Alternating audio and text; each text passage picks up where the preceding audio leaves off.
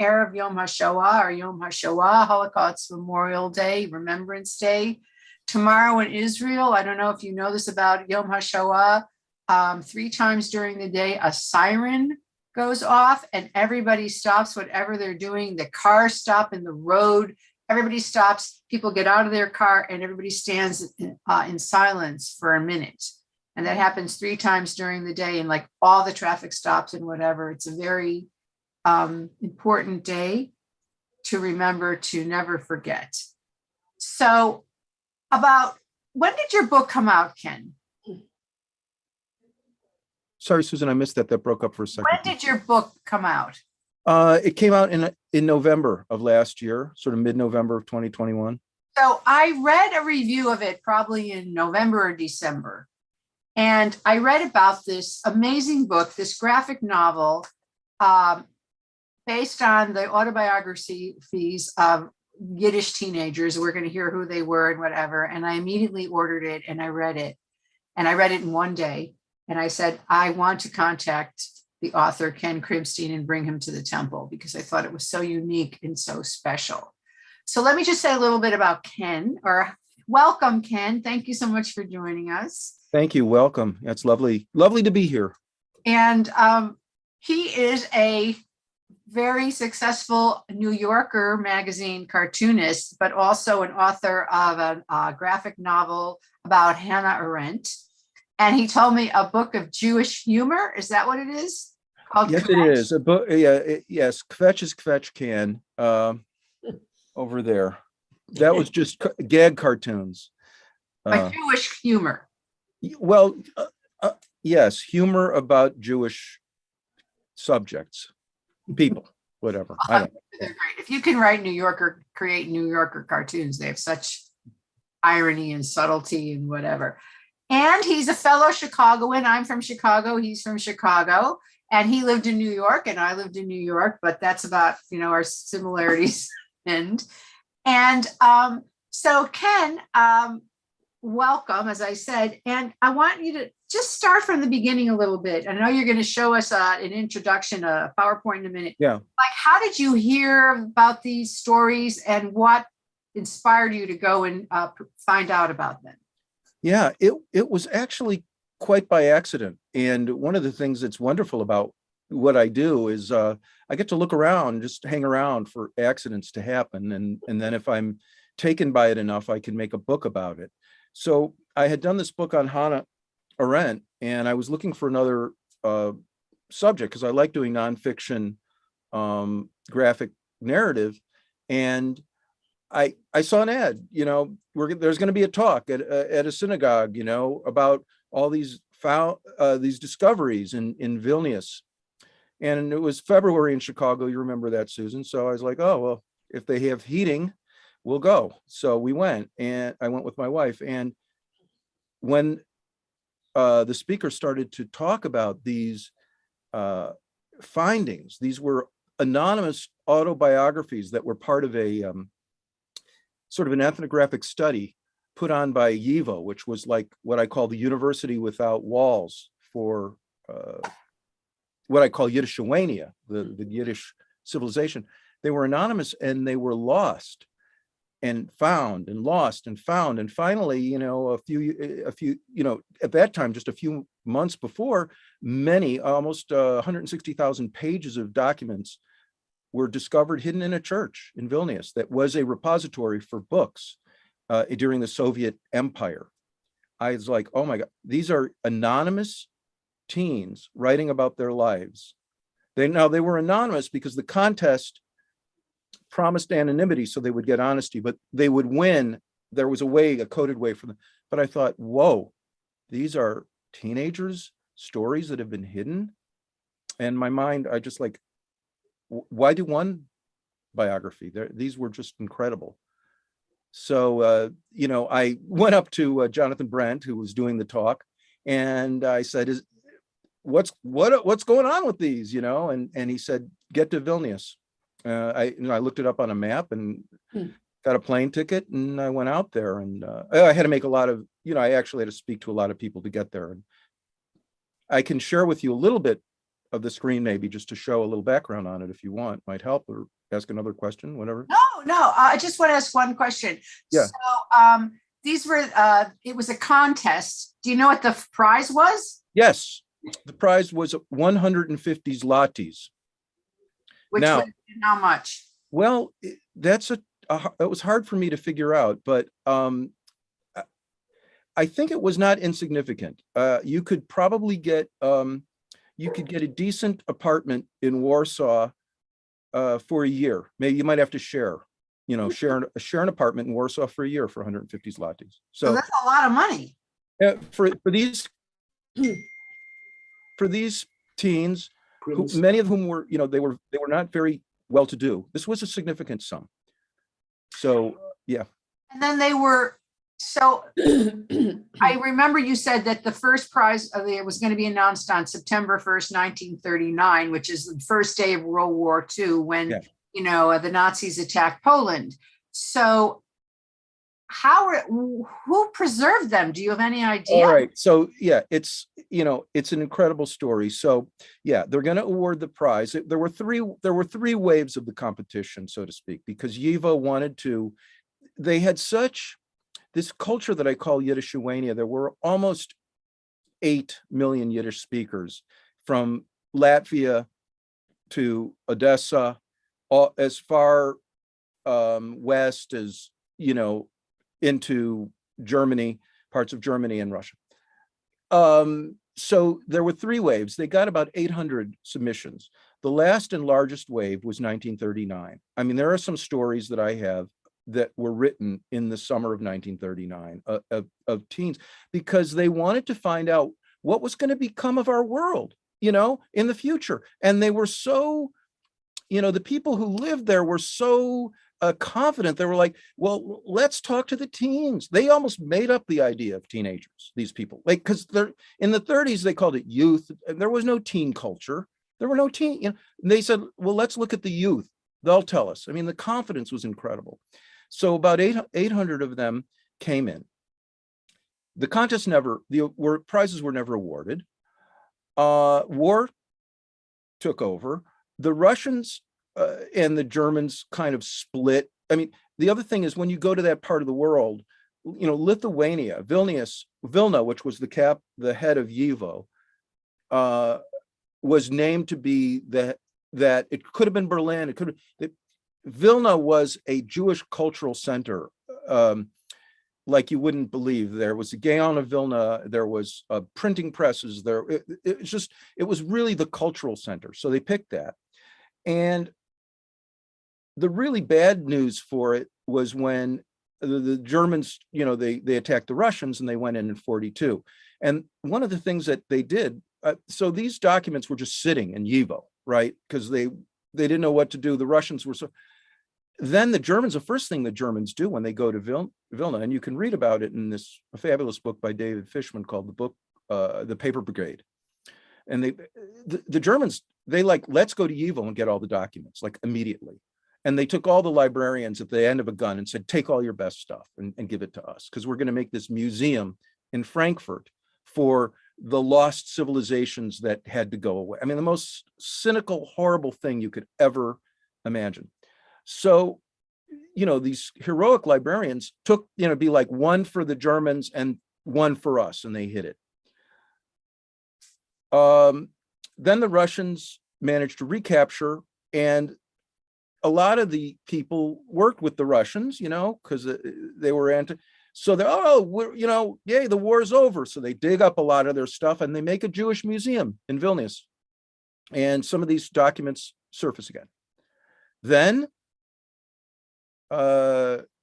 Israel decides to go with America instead of Russia. So Stalin says, enough, I want, get rid of all those Jewish museums and all that stuff, turn everything into pulp, get rid of it all.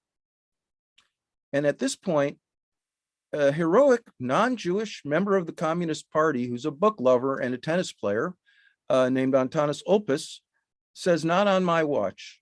No, I do not allow book burning or book pulping on my watch.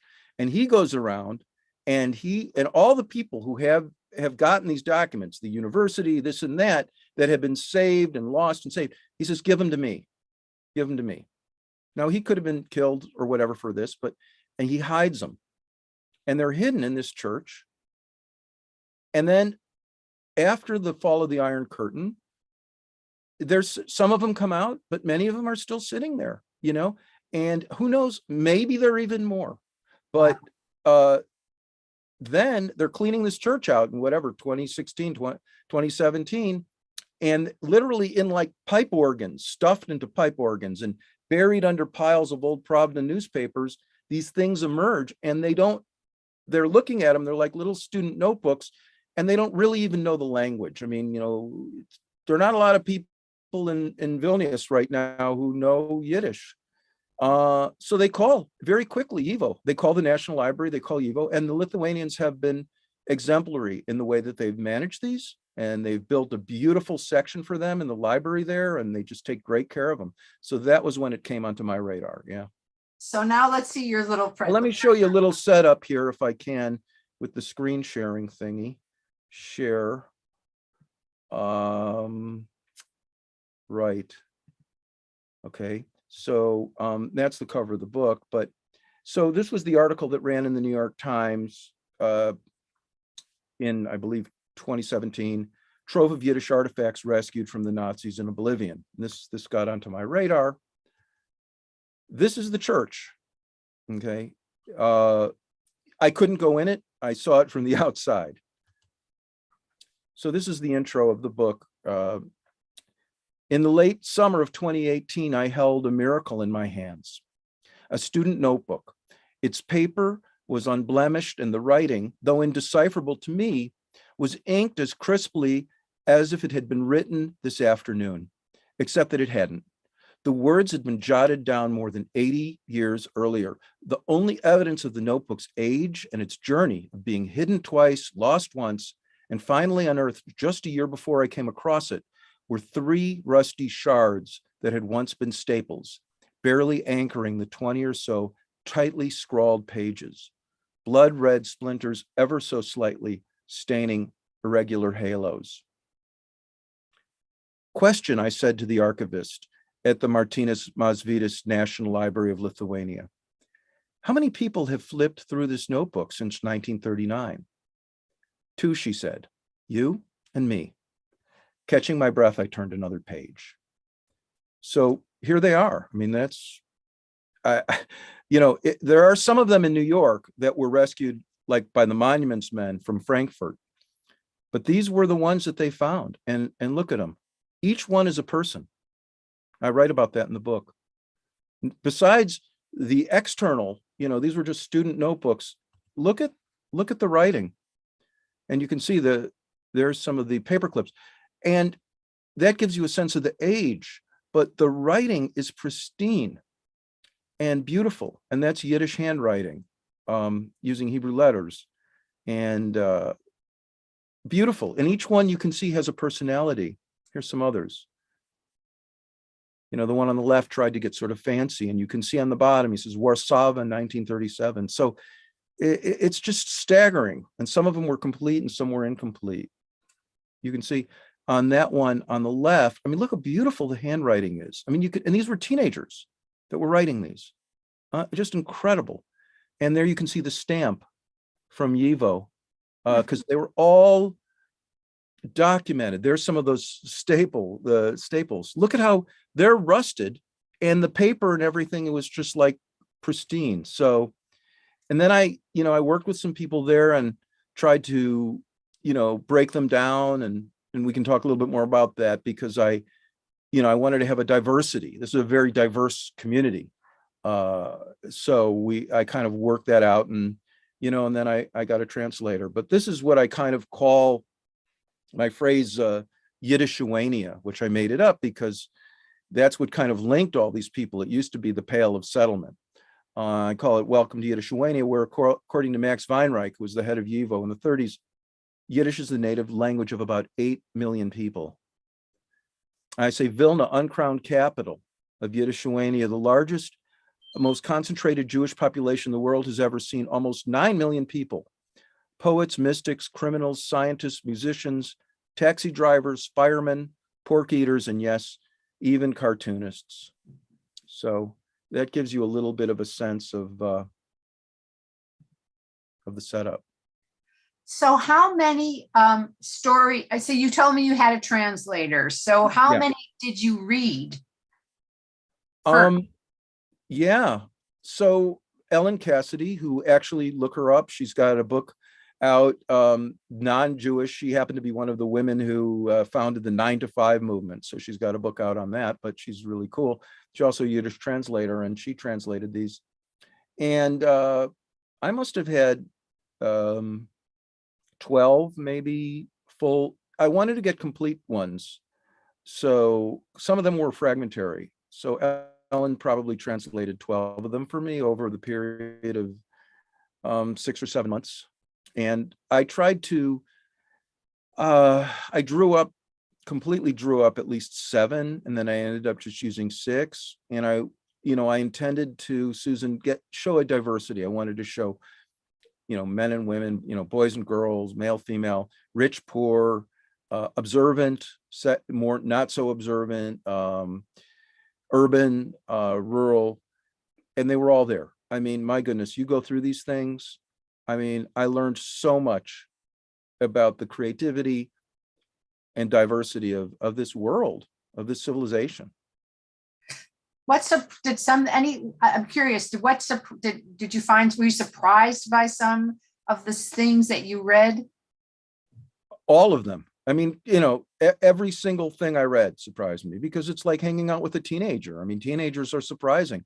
And, they hated their parents. They loved their parents. They hated their father. They loved their father. They had a boyfriend. They had a girlfriend. This kind of stuff I love. But there were other things that I learned. I had to learn about the Musar movement in the yeshivas of Lithuania.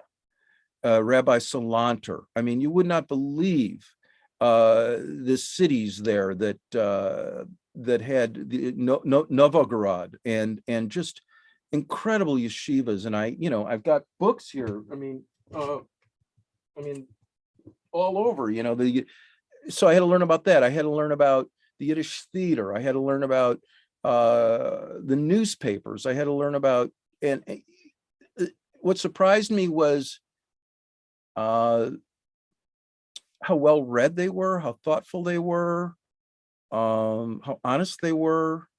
But I guess people are like that. I don't know. I mean, like I say, everything surprised me about it. The similarity between my kids, myself, people that I know, they listen to, they watched Betty Davis movies, and they listened to the radio, and this is a hole in history. This is what I kind of see it, and visiting the cities. Vilnius is actually still fairly well preserved. I've not been to Warsaw, but my parents were young children at that time. And I was saying to Susan before, because we're both from Chicago, my mom grew up in the area of Douglas Park, which was once they moved from the Jews in Chicago moved from Maxwell Street West, there were 160,000 Jews. There were more Jews in Garfield Park or wherever, in Douglas Park, than there were in, and it was very similar. And I just was struck by that, the modernity, the similarity, yeah. We have a question. Was there one observation that really surprised you about, or what was their attitude about the future? Well, they knew that there was Poland in those years. It was, call it Poland or Lithuania or whatever you want to call it. There was anti-Semitism, definitely. A lot of people were trying to get out. Some of the stories that I tell, one kid, I call him the letter writer. I mean, this kid came from a pretty well-to-do family, and then things went south. He couldn't get into the high school he wanted to, and they told him in those days. They said, "You can't go because you're Jewish." I mean, they would just out and out tell him. And he said, so he had to get consolation by smoking cigarettes and reading the newspapers. He dropped out. And then he decided, any of you remember the Saul Bellow book, Herzog, this guy was going to write letters. And he starts by writing the mayor of Tel Aviv, Meir Dizengoff. And Dizengoff gets back to him and says, "I can't do anything. Call the Jewish agency." So he writes FDR.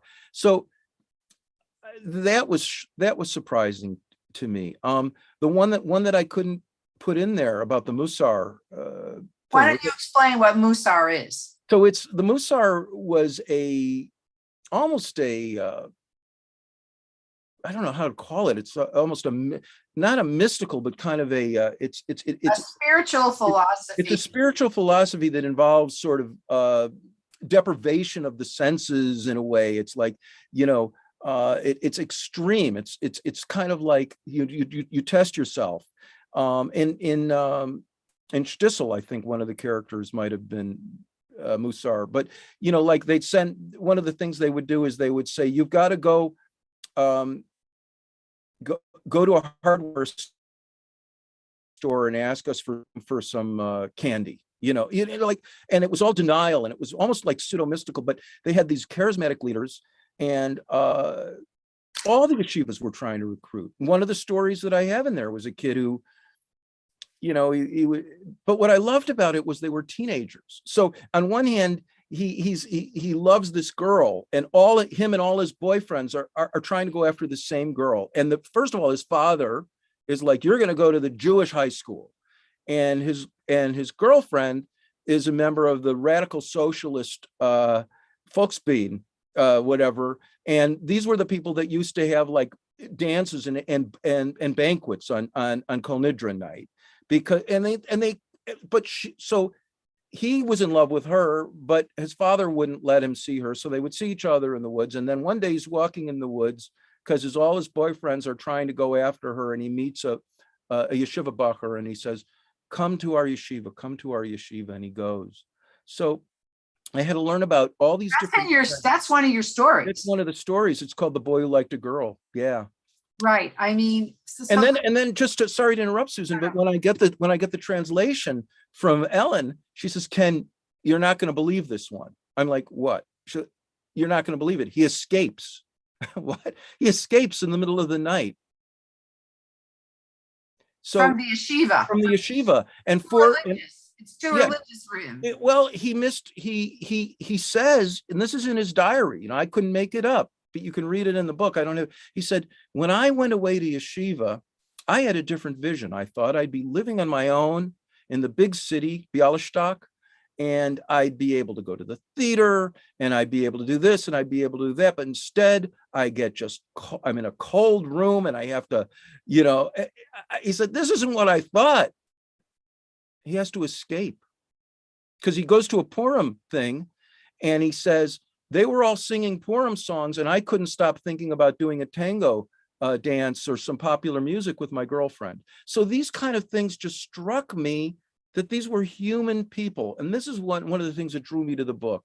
And we talked about Peretz, and Peretz, in one of his things, and he died a long time before I.L. Peretz, the Yiddish writer, he said, we don't want to be saints. We don't want to be, and these people are, I found this a way in to the humanity of these people, because I couldn't deal, it's Yom HaShoah, and I couldn't deal with that head on. It's just beyond my comprehension. But showing, I was in New York on 9/10/2001. So showing what life is like, these kids didn't know, no one really knew what was going to happen. They were vigilant, but they had hopes. They were trying to survive. Some were trying to get out, just like anybody. So another question is, did reading these stories give you a sense that these teenagers of that time could have been teenagers today, in today's time? 100%. Absolutely. Totally. Because, I've raised 3 teenagers, and I was a teenager, and it's an incredible combination, as I call it, of overbearing wisdom and incredible stupidity. And when you have that combination, anything can happen. And these kids were like that. They were like that. But I think they really were. They were smart, hopeful, immature.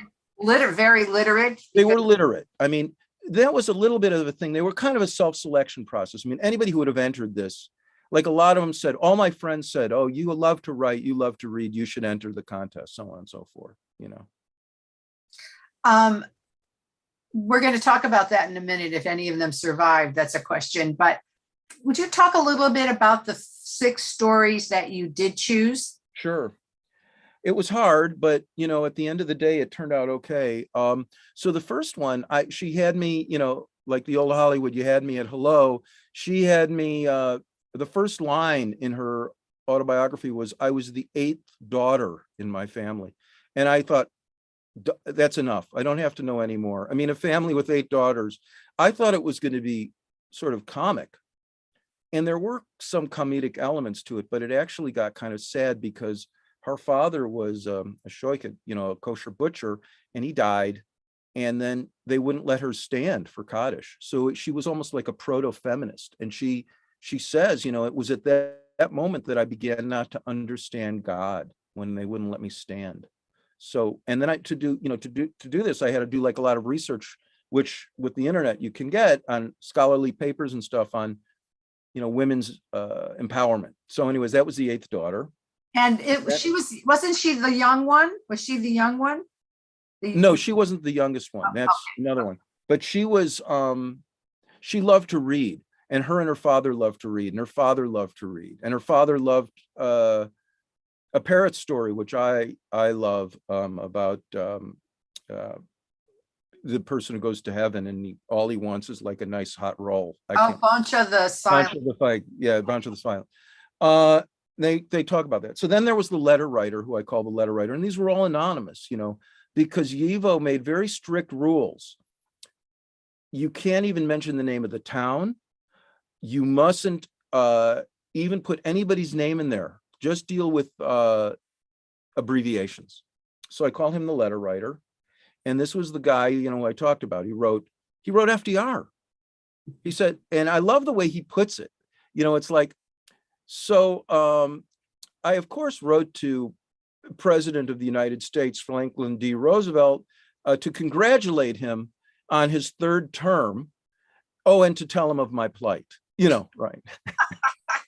But the amazing thing is, he hears back, not from FDR, but from the U.S. consulate in Warsaw. And then 5 times he tries to get in, and they won't let him in. 5 times. To get into the high school. To get into the United States. Oh, he tries to. He's over that. He's just trying to get out. In the United States, he tries to leave, and he has an uncle. I mean, and it's the paperwork. Like, you have to get a letter from a relative. He gets a letter from the relative. Your relative has to show 5 years of tax returns, and his uncle says, "Sorry, it's a cash business. I don't have any tax returns." So he writes to the editor of the Forward, and the editor of the Forward puts his story in the Forward and tries to sponsor him. And you can't make this up. Then I have one I call the folk singer, because this was a young woman who music was her life. She played the mandolin and she just loved to sing. She said, I would come home from school. Around here somewhere, I have one of the pages, but I would come home from school and just sing endlessly for hours, because her father got into some trouble with someone at the bar that he worked at who wasn't a Jewish woman. And you started to realize that people had real family tsuris in those days, like they do now. And she wrote very, very honestly about it. So I call her the folk singer. And then we have the person I call the rule breaker. And she got in young and put her name in there and pictures of her and everything. And she was a naughty girl. I mean, she starts out by saying, all I can remember is everyone yelling at me at the house because I was always breaking stuff, but she was sickly.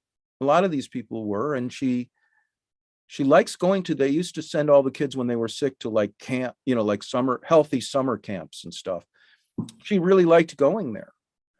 And at the end, she says something, and again, how can you even, my family loves me, but I don't think they understand me. They only like me when I'm sick. Oh my God. I know. And guess what? Spoiler alert, she's the one who survived. We know for sure survived. And she was 11 and a half when she wrote it, and you were supposed to be 13, correct? At least, yeah. So she was breaking the rule already. even applying. Right. And and actually her son lives out in LA, which is incredible.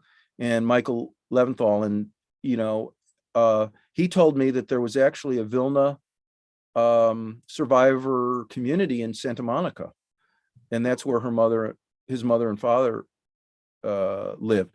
But yeah, she was a rule, and you kind of wonder if some of that rule breakingness, hypochondria type stuff might have helped her. Who knows? And then I had the one I spoke about, which I called The Boy Who Liked a Girl. And this was the guy who really fell for M. And it was, some of these kids could write really well, and some, their things were really, they were well written, but they were like all over the place. It was hard to figure it out. But I finally figured out that he and his buddies all liked the same girl. And they wanted to kind of get rid of him. And I think they were happy that he went off to that yeshiva, because when he came back, he says, he sees one of his friends and, hey, how's everybody doing? Oh yeah, we're great. We're great. Oh, did you hear that Baruch is going out with your girlfriend? What? He goes freaking crazy. But, this humanizes it to me. These aren't saints. That's the tragedy. They were all brilliant. And then the last one I call The Skater, and I have excerpts from those chapters, which I can show you. Yes, I want you to share in a minute. Sure. But did you want to just say what about, the skater? Well, the skater, I call her the ice skater. Again, extremely, I had to turn these into little snippets. I had to find a little arc for each one. So the skater had a very complex story, but the way I narrowed it down was that she, and again, you have to lean into people that and I have two younger sisters, and so I kind of could relate a little bit to this. She was obsessed with like how people dressed. So she had a lot of anxiety that I think young, women have, and she wanted to be part of the Hashomer, which was the Hebrew speaking, the teen groups that they had of all these political spectrums. There were many, many of them there. So Hashomer Hatzair, that was like a radical left. No, Hashomer was more right. It's the Polet Zion. So the Hashomer was the Hebrew speaking, and they wore the blue ties, and they were the upper class kids. And she couldn't speak any Hebrew. She was a pure Yiddish speaker. And she tried to go into Hashomer, and she liked it, but she couldn't cut it. And then the Polet Zion, which was the Yiddish, more red, had great meetings, and they bring poets in and all this stuff. And she felt very, very loved there. But there's a scene in there where she talks about they wanted to make a march to the neighboring town, and she was ashamed that she'd be wearing the red tie of the Polet Zion and not the blue tie of the Hashomer. That was more prestigious. And she fell for this guy, Herschel Goldmacher, and Herschel, she was, he wore like flannel slacks, and he smoked a pipe, and he read, and it was all this teen obsession with clothes, but also she was very bright. There's an interesting scene where she's preparing to do a talk, and these are, I didn't make this up. This is all another thing. She's going to do a talk about something about Marxism or some darn thing. And the guy, her dream, Herschel, sees her in a park, and he's very sophisticated. He goes to the gymnasium, the very elite school, and he says, "Oh, what do we see here? Someone reading something very heavy." And she starts talking to him about Les Miserables, and they have all this stuff. But then he's like, "Oh, but you're in that Polet Zion, But then next thing she knows, he's there, and they sponsor her to go to the gymnasium. Oh, I'm giving the whole story away, but okay, so why don't you show us some excerpts? All right, I could just, all right, I'll show you some excerpts. I get it. My cue. Exit stage left. Here we go. Oh, no. Yeah, no, I know. We're going to see it. We're going to see this. You're going to see some excerpts from these stories. Here they go. Here we go. Okay, so this is the skater. This is the one I was just talking about. Okay. And when I started, so this was the actual pages of her handwriting, but then I kind of traced it and I made it into her skating. Oh, it's beautiful. And she says, for the past year, I've been looking after a rich women's kids in the big city. You see the kids kind of yelling. Let me begin by saying I am prone to exaggeration. 3 weeks ago, I thought, if only my sister would send me a pair of ice skates, I would know that I was a truly lucky person. And she did. And here we see the guy delivering the package, and she's using her X-ray specs to see that they're skates. Big package from Warsaw. Such warm currents are flowing through me. The flame, the fire compels me to express myself fully, to write. All week, I look forward to Friday evening when I'm finally free to run to the rink. As I skate, the thoughts flood in. I see my adorable baby brother lying in bed, sick, a sad smile. I'm 9. Doctors crowd the house. He would have grown to be such a splendid boy with a sharp sports coat and a crisp, wide collar. I would so love to have him with me now. I never really believed in God, but at that moment I prayed, if you let him live, I will believe in you. More visions rush in. So her story, she loved to ice skate. So I had her ice skating and recounting the story. Such beautiful images, Ken. They're Thank you. so evocative and beautiful. And that's just one chapter of her story. It's So just a little piece of her story. Yeah. your drawings just add so much emotion. You know, it really helps us feel their feelings. It's very special. Well, thank you. I mean, that's one of the reasons why I'm attracted to this medium, because, there's an old saying, when it comes to design or this sort of stuff, it's 1 + 1 = 3. In other words, the pictures and the words should add up to something that's more than the sum of the parts. And, we're very, very visual. People are very visual. And so it adds a level, thank you, of expressiveness. And also the color I thought was kind of interesting. This is quite quick. I'll give you a little No excerpt. rush. We're enjoying this. Okay, so this is the boy who liked a girl. He's 20 years old. So let's see. So there she is. And this is his writing, was very, and of course I reinterpreted it, but that's his girl. He likes M. And he's saying there he is. He has red hair. It took a long time for me to get used to listening to M talk, but I finally figured out how to be both interested and not interested at the same time. I just answer one word in 10. That seemed to work. And amazingly, as I started to get to know her better, I started to like her. M's character was what I can only describe as noble, and she was beautiful, so beautiful. M and I often went out to the woods. Everybody hung out there. And here you see him meeting her in the woods and looking at her. And they have a little embrace. No question, M and I developed a relationship that could have become something truly important. But something happened that tore us apart and led us to forget about each other for a long, long time. So she had to move to the other side of town to go to the communist school. And they broke up. And when they broke up, although he used to go hang out outside outside the playground or whatever, and she cut him. She would cut him. Oh, so we know that the one young girl survived. Do we know about any of the others? What happened to them? I tried looking. First of all, the names weren't there. The one name that I knew for sure was Herschel Goldmacher. Right. And so I tried, going through all kinds of records from Jewish Gen and Yad Yamash, the place in Israel and all that stuff. And I couldn't track Herschel Goldmacher down. But this is, I don't know,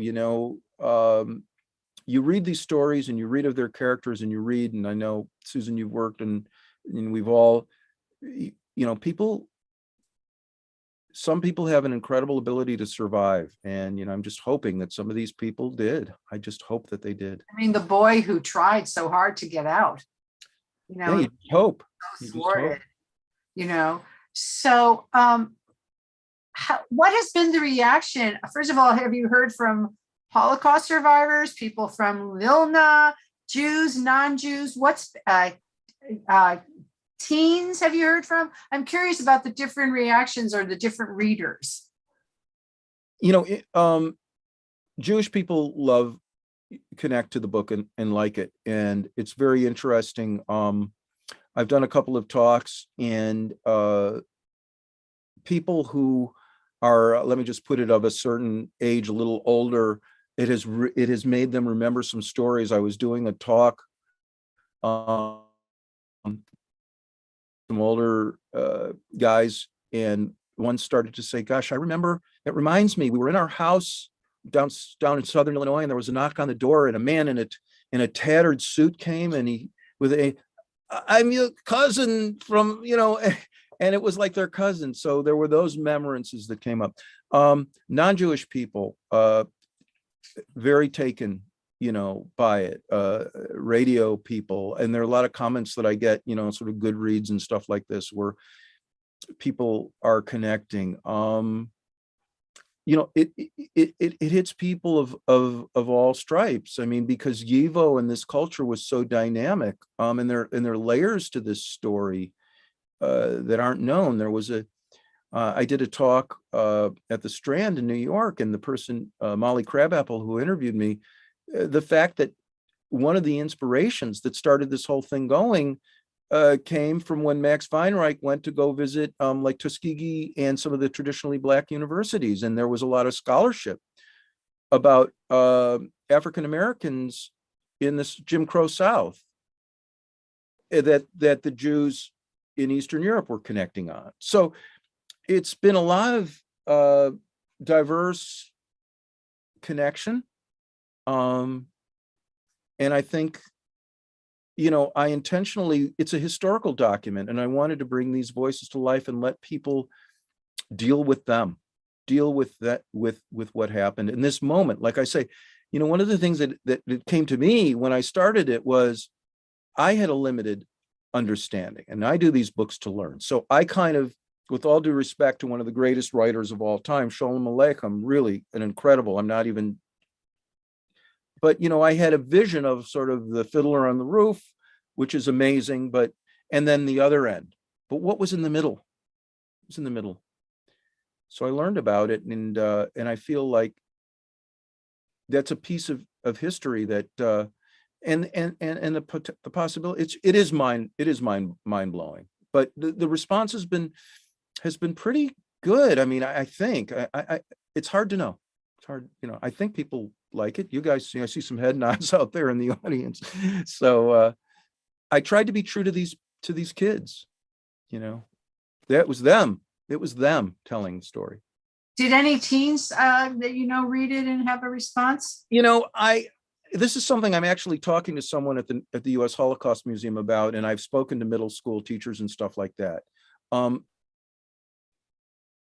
I don't know. I haven't really talked to many teens who read it. I don't know. I'd love them to see what they think. I would like to, I know you have another little PowerPoint thing about other cartoonists from. I have a couple, yeah, that, and also like finding their faces and stuff like that, but whatever. Before we do that, I would like to open it up if people have any questions to ask Ken. You can either put it in the chat, or, we're on a Zoom meeting, so you can actually ask your question if I can see you. Does anybody have a question? Or if I don't call on you, maybe I don't see you, you might want to just speak up. Does anybody have anything they'd like to? It's nice to see my old high school pal Mickey on here. Wow. Yes. But feel free to ask anything. I mean, what does Yiddish mean? I mean, what does Yiddish mean to as part of Jewish identity to you guys. Do any of you remember speaking Yiddish? Or Well, I wanted to say before that, I think what we don't really know about Europe and what we've lost, not just Yiddish, but the diversity of the kinds of Jews that existed in Europe, and like a place like Vilna, from the secular to the most religious, and in between all of the different youth groups and movements and the writers and I know newspapers. How many newspapers did they have? Well, there was everything. I mean, this book, so many of you may have heard of Lucy Davidovich. She did the typical, I would say, with all due respect, Jewish journey from liberal to conservative. But I used this book. She was a young American student who went to Vilna in 1939. And so there's a map in here, and I use this map to guide myself around. But one of the things in here which struck me, and when you're doing this sort of stuff, you're looking for unusual things. She's invited to Max Weinreich's for dinner because she's a big student. Come on by. My wife got an amazing ham. Now, this is the head of YIVO. He's not, my wife got an incredible ham. Come on. Who are they hanging out with? Chaim Grad, you know. Chaim Grad ate ham? No, he didn't have ham, but that's who they were hanging out. Maybe he did. Who knows? Chaim Grad wrote this. He was a great Yiddish writer who wrote this very famous book called The Yeshiva. Yes, and he also the one about Hirsch Rosayer, My Quarrel with Her. I mean, the Yiddish literature, and Grada was from Vilna too. But I'm just saying, you know, I grew up in Deerfield, near Highland Park, Illinois, which is like Scarsdale, which is like, you name it in Americaville, whatever you want to call it, Brentwood, I don't know. It was a diverse community. There was all kinds, but it was also an era of when there was very terrible anti-Semitism that was much more acceptable. Right. Well, one wonders. I mean, right. Things that aren't supposed to be said were said. Right. You gotta be careful. Are there any questions? People are lots of conflict. I see a hand raised. Yeah. Hi, thank you. I have a question. So who spoke? I understand that it was diverse, but who are the people who spoke Hebrew? Who are the people who spoke Yiddish? Why? Yeah, the language thing was very important. Everybody spoke Yiddish, I believe. Hebrew, slightly more Tony, and also if you were, obviously maybe a man that had to participate in the services. You spoke. But also Zionists. There was a whole Zionist movement, and these there were actually, I know in Poland, probably in Lithuania, there were like sort of model kibbutzim, where you were learning farming and you were learning to speak, right, because you were planning to go to Palestine, to go to, That's right. That's right. But there were also people who were saying, we want to develop, as far as I know, and I'm not, but that we want to have kibbutzim in the Pale, in Yiddishwania. They were like, we're going to go to Uganda. I mean, it was still all over the place. Now, the other thing was, if you could speak Polish, I mean, there were actually, people were so inside, there were a lot of Jewish people. Polish was like, English, and there were Polish schools. You probably would want to go to a school where you could speak Polish too. And that was a sign of assimilation and a sign of getting out, or Russian. So the language issue was very, very prominent, but Yiddish was, everybody, I think that, that was. Everybody spoke Yiddish. It was, I mean, Warsaw had the forward, it had I think it was called the Haint, and there was another one. And these were daily papers. Each one had a circulation of over 200,000, maybe 250,000. So there were like a million, just there. And the forward was simultaneously published in New York and Warsaw, which is incredible, in 19 whatever. But Ita, you're muted, Ita. You're muted. Ita. Thank you. This is so interesting. My question is, because Vilna, if you're going to deal with survivors, Vilna was Poland during the Second World War, and yet Kaunas was Lithuania. They were on the border. But did you notice any difference between the Yiddish that came out mostly out of Vilna, because it was under the Polish influence, and the Yiddish that the Jews in Poland spoke, which is a little different from the Litvak across the border? Yeah, well, did you notice any difference I'm not there? as I say, I'm not a Yiddish speaker, but I did do a lot of research on it. And you've got the Galitzin honors and you've got the Litvak. Yeah. And, I know that General Puldowski of Poland had such a love for Vilnius that when they divided the country, if you look at a map, Poland extends like a little hand up to keep Vilna in it, because Puldowski said, I want my heart buried in Vilna. And it is.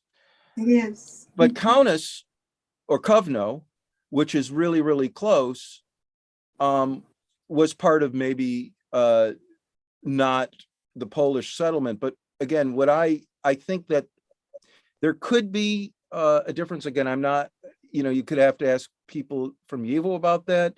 I thought that area was mostly Litvak, but I don't know for sure about that. Although I understand that there is something to do with the way they eat gefilte fish. There's some sort of there's a gefilte fish line, and maybe you could track that. So, one has it with wine and one does, something like that. So just for people who don't know, Jews from Lithuania were called Litvaks, and they were the very strict high-level yeshivas or yeshivot were in Lithuania, and a Litvak was somebody who studied Talmud and really went by the letter of the law, was a real stickler. And they were completely, opposite of the Hasidim, which are from the Ukraine, really, and then moved into Poland. The Hasidim were about music and joy and spirituality and, much looser. It was considered a radical departure from Lithuanian Judaism, and they were basically enemies. Well, there was also all these other strands that I had to learn about, like there was the Haskalah movement, right, which was very progressive, and the Enlightenment. Those are the people. And that was and YIVO. I mean, how they did it, they wanted to be like, they had every different diverse, they didn't want to be political. Some people said, oh, you're a little bit maybe communist, but they really were wide open, and they were about folk. They had these people called Zomlers, and their whole job was to go like Sholem Ash or, others, and just get legends, get stories, record. And there was actually, I just got to mention this because it was incredible, in Vilna, unfortunately it's all gone, this place called the Strashun Library, and you can see it. And it was a library right next in the Schulhof, next to the Grand Synagogue. And you can see there are a couple of pictures of it. And it was a private library, and it had all kinds of books.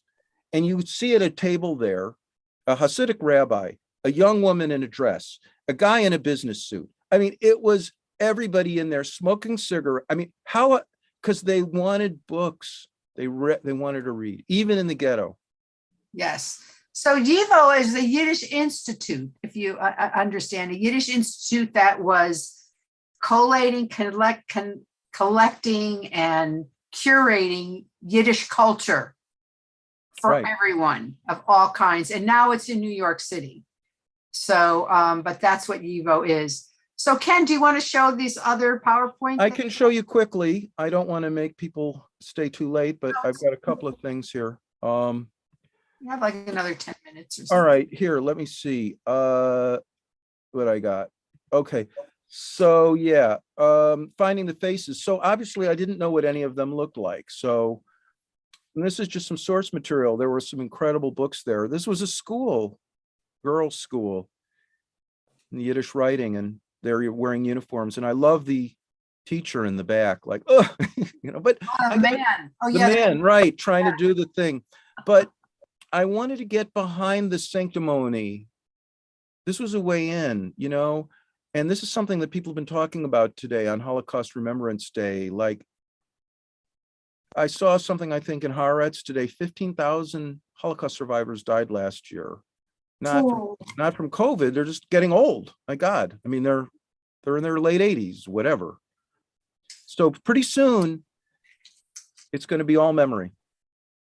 So these are just some of the faces, and I was trying to, so I went through lots and lots and lots of archives to find who these people might be. So you could see as then I was doing it, I started to find some faces of people that I thought would fit the stories.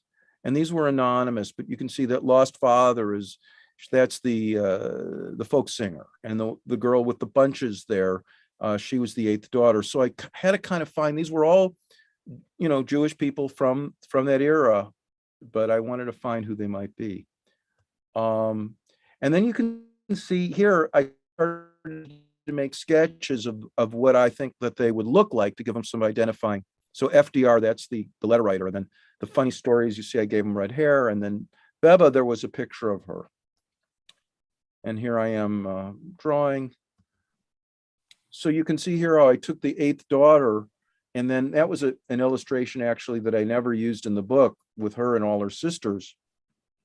And I found some scrap of a kosher butcher with a duck in the window. And I thought that was kind of interesting because I was like, I never really think of kosher duck, I probably would like, probably be pretty good. So, and yeah, there were cartoonists. Here are some cartoons from the Yiddish press, and they're pretty good. And this one on the left is all the different kinds of Jews hating on each other, whatever. I mean, I just wanted to show that this was a diverse community. Here's a woman writing the 10 Commandments to her husband when she goes up to the mountains for the summer. They did that, right? I mean, they did that. I mean, and then here's a woman, looks like she may be talking to the Bet Din. Yeah, it says Rabbinat, like the Rabbinat, yeah. And then they were more political cartoons. This one of Hitler was from 1932. I mean, Hitler wasn't even, who knew from Hitler in 1932? Well, they did. These were some illustrations from Vilna, from a Vilna paper that reminded me so much of New Yorker illustration. How sophisticated they are. Yeah. Well, there was a very big connection between Vilna and Paris. And Marc Chagall was somebody that actually there were many great artists that did that. And this struck me because this was actually, I thought, a beautiful drawing. It was in one of the diaries. One of the girls did it. And the writing is in Hebrew in the little notebook, and then in Yiddish on the top. So just to give you a little bit of a sense. So this is sort of how the pages looked. You can see I made the kosher butcher like his arms flailing around because he had to work like really busy. And then I do them in black and white. This was the Shiva guy, and I with his tefillin.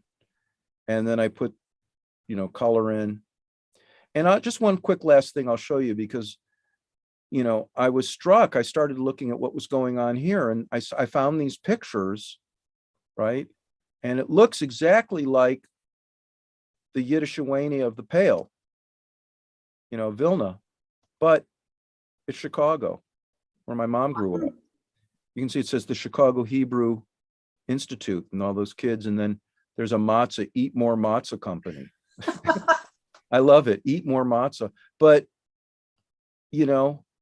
these were the schools that my mom and went to, and it could have been just the same as those other schools. And here's Glickman's Palace on Roosevelt Road in Chicago playing Hard to Be a Jew, which was one of the things that I talk about in the book. So, it's I'm going to take a moment because you bring, it chokes me up, this world alive to us in a way that a lot of, other, we read things, or this just brought it alive in a whole new way. And I want to light this Yortzeit candle for those children and all of those Jews that we don't know, we never knew, but who are so much like us, you know, and we remember them, even though we don't know their names. Our hearts are, we feel connected through your book in a way that's very special. I certainly do, and I think a lot of us do. And just one last question I hear. The question is, the Devo, it wasn't trying to save the culture, it was more like collecting the culture. The question is, were they trying to save the culture like they knew it was going to disappear? I think YIVO was just like a Jewish museum. It was a Jewish cultural institution that was collecting everything because it's such a rich and vast culture that we should have pieces of it, of all the different parts. And yeah, it was like the Smithsonian Institute for there, you know. Yeah, thank God that we did have YIVO, or there's so much we wouldn't know. So on this era, Yom HaShoah, Ken, I want to thank you so much. And everybody, I think this is a great book to buy for yourself or for a teen. You know, I think it's a great gift. It's very moving. It's something you could give to your child, your grandchild, or whatever. It's a beautiful book, or to have yourself. I ordered it immediately. I love it. I've read it a couple times, and it's called When I Grow Up, The Lost Autobiographies of 6 Yiddish Teenagers, Ken Krimstein. And I hope you'll all buy it, because it's like, I think it's really a special book. Is there a chat down there? Cool. Well, thank you Say so something much. if you're going to say it. Yes. Did you have something you wanted to say, Selena? Yes. In the after. Yes. Would you speak some about that particular person? Yeah. So, okay, that's a nice place to end it on. Thank you for bringing that up. So, spoiler alert, I told you one person we know for sure survived, and that was Beba Epstein, and her whole story was in there. And her son, who lives out, I think in Brentwood or something, out there, was very, very kind to me. And, you know, he was so happy that I was doing this book. And as I was doing it, I thought, oh my gosh, I know this woman survived. She has a son. I wonder if she has grandchildren. So I said, yeah. He says, yeah, I got grandchildren. I'm like, do you have any pictures of Beba with the grandchildren?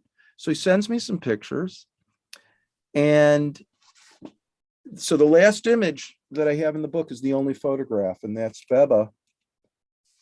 That was the 11-year-old. Yeah, she was a little girl here. And I thought, you know, there she is,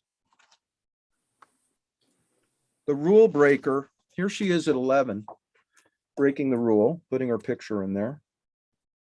And here she is. She wasn't supposed to make it. And nobody else in her family did, but look at.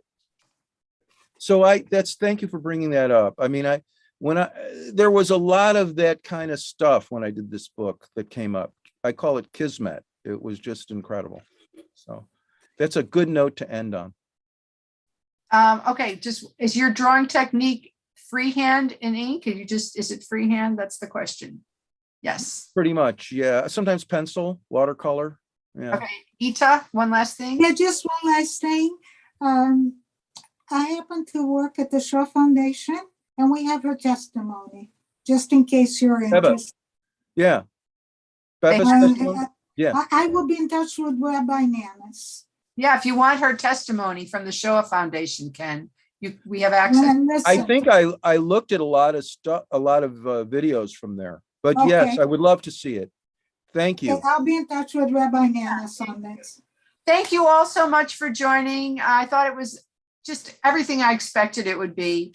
And I really appreciate your time. And thank you all for sharing this beautiful experience together. Well, thank you, Rabbi Nanus, and thanks everyone for showing up.